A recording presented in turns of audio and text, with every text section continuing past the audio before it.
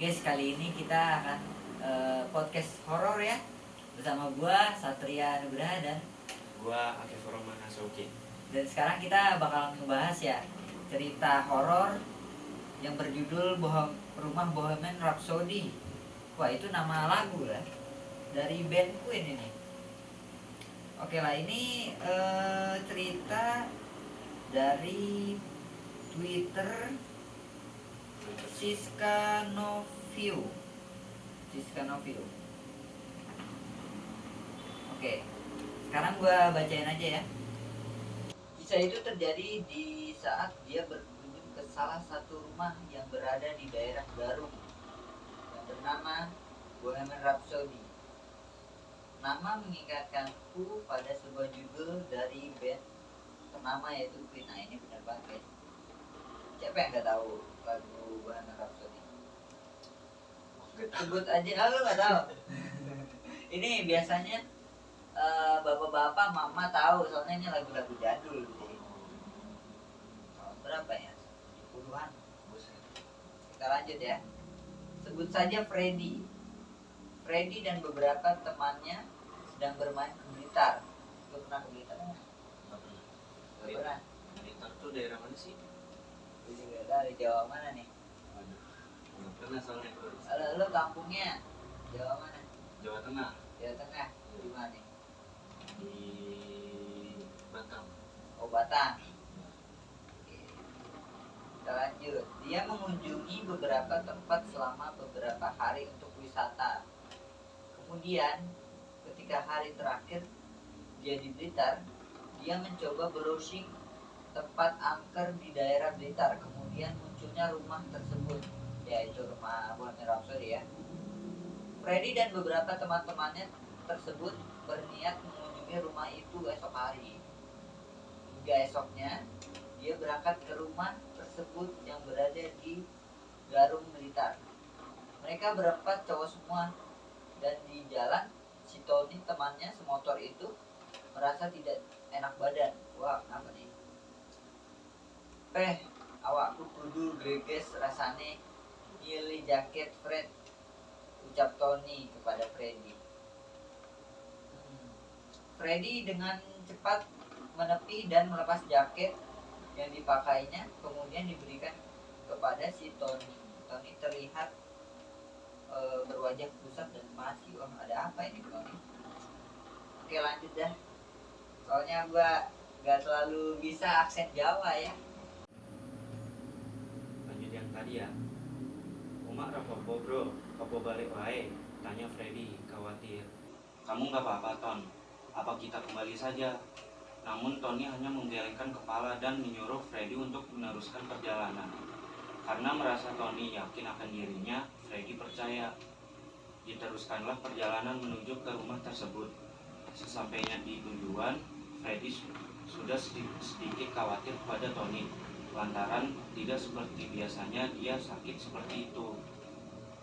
Namun karena Freddy mencoba tidak berpikir aneh, dia mencoba untuk stay di samping Tony.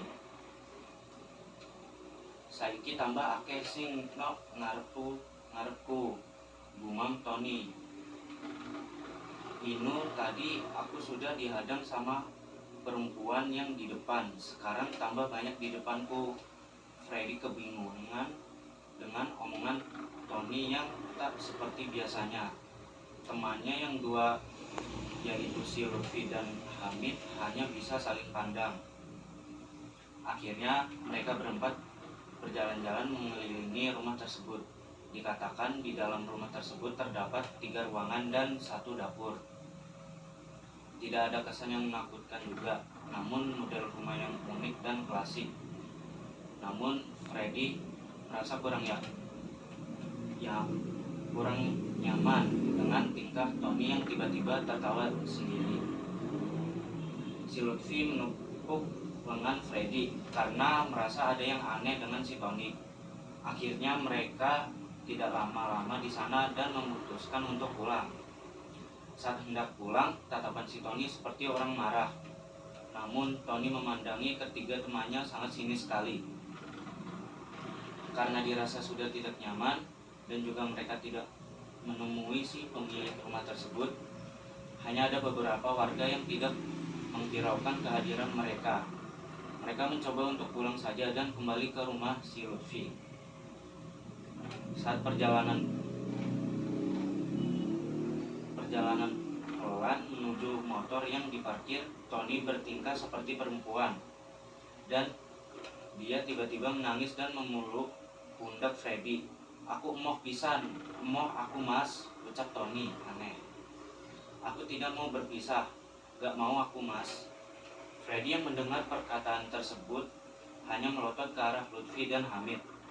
Dia merasa tidak beres dengan si Tony. Akhirnya si Freddy mencoba melihat si Tony dan mencoba tetap tenang. Hamid hanya tertawa tanpa rem. Hamid sudah yakin kalau Tony sudah kesurupan. Oke, gue lanjut ya.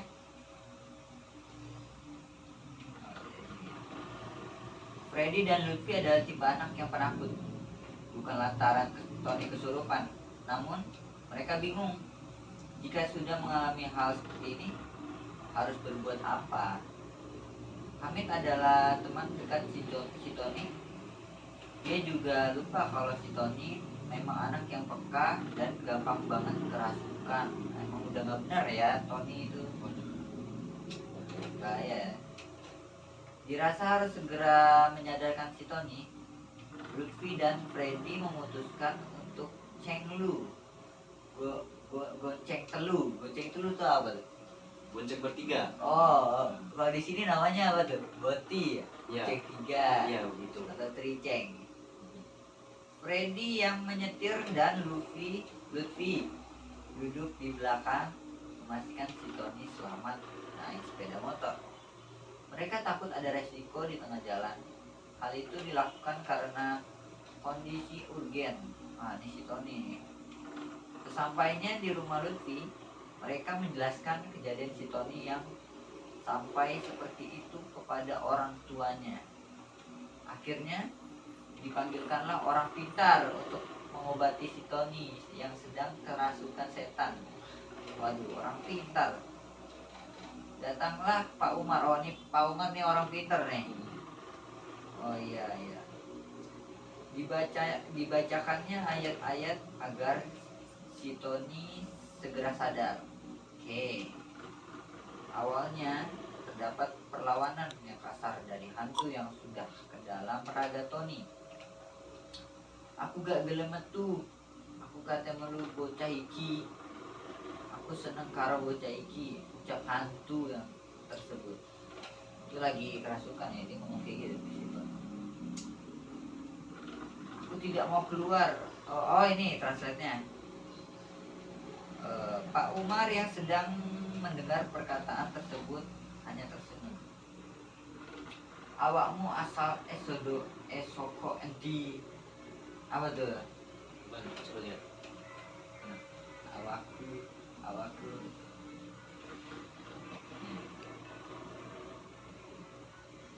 "Awakmu asal Sokondi, kamu berasal dari mana?"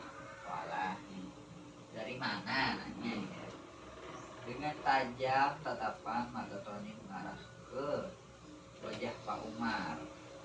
"Aku sing monggono lemah sing saiki dadi omah lodo.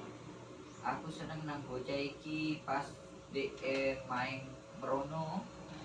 Jelas tersebut mengucap, "Tapi dekne iki uduk bangsamu, awakmu karo dekne ga iso digadekno, soale rogo sing mbok teplok iki menungso, sedangkan awakmu iku demit." Jelas Pak Umar.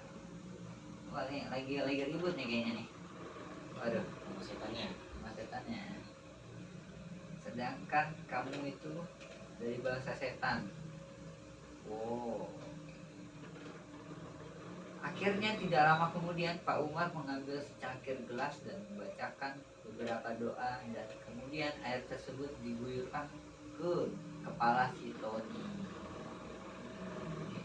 Tony dengan kesakitannya menjerit dan melotot ke atas seperti terdapat sesuatu yang keluar dari tubuhnya. Mungkin hantunya ya. Oh, mungkin ya. Iya. Aduh, si Tony, Freddy dan Hamid, Lutfi serta orang tuanya hanya bisa menatap kondisi Tony yang kerasukan dengan khawatir. Sebelumnya Tony tidak pernah sampai kerasukan seperti ini. Biasanya jika sudah merasa tidak nyaman, dia selalu minta pulang. Tapi beda kali ini. Tony kerasukan setan perempuan. Hingga beberapa menit kemudian Tony sadar dan melihat dia itu sudah dikelilingi oleh orang banyak. Dia berdiri dan melihat dengan heran orang-orang yang menatapnya. Sampai kondisi sudah membaik dan Tony mulai bercerita bahwa dirinya sempat melihat wanita yang sangat cantik sekali. Ini kata Tony nih, Waduh, dia pesona ya. sama setannya. Ini. Setannya kan. Aduh, Tony kira wanita tersebut adalah seorang yang tinggal di rumah klasik tersebut. Wanita tersebut dikatakan Tony bernama Clara. Saat pertama kali datang dia sudah melambaikan tangannya ke arah Tony. Perempuan itu sangat cantik sekali, berpakaian vintage. Vintage nih, out banget ya. Namun saat masuk ke rumah, pandangan Tony sudah gelap dan tidak sadar sampai dia sudah gerak. Oke, sekian cerita Bohemian Rhapsody kali ini ya. Gimana tanggapan lu? Tanggapan gue ya ceritanya lumayan serem karena ketika si Tony, Freddy sama temen-temennya pas perjalanan ke rumah tersebut, si Tony yang kerasukan ya. Iya, si Tony itu. Si Tony tuh udah mulai menunjukkan gejala kayak mau kerasukan, padahal itu belum nyampe rumah. Untungnya ya ada orang pintar ya, orang pintar. Si Pak Umar yang tadi loh. Apa ngebuat si roh atau setan itu keluar dari tubuh si Tony. Kalau menurut pendapat Gue sih ini cerita lumayan seru sih ya. Ini si Tony tuh dari awal juga dibilangnya tuh udah gampang kerasukan lah ya. ya, Makanya itu di jalan tuh dia udah melihat yang aneh-aneh, sampai dia berlaku yang aneh-aneh. Dan yang gue bingung kenapa Freddy melanjutkan perjalanannya dengan Tony yang kerasukan sampai segitunya gitu loh. paksain ya. Saya tapi kalau di kampung lu tuh masih percaya orang pintar gak sih?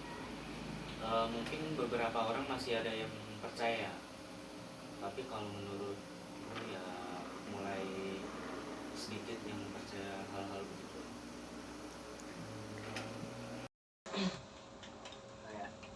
Mulai ya. Yuk. 1, 2, 3. Oke, sekian dari kami berdua untuk podcast kali ini. Sampai jumpa di lain waktu. Bye bye.